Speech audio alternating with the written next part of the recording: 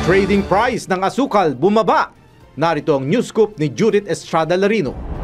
Sumadsad ang trading price ng asukal. Ayon sa United Sugar Producers Federation of the Philippines, naglalaro na lang sa 2,300 piso hanggang 2,500 piso ang trading price ng kada 50 kilo ng raw sugar. Paliwanag ni Unified President Manuel Lamata, mas mababa ito kumpara sa ginagasto sa produksyon ng asukal.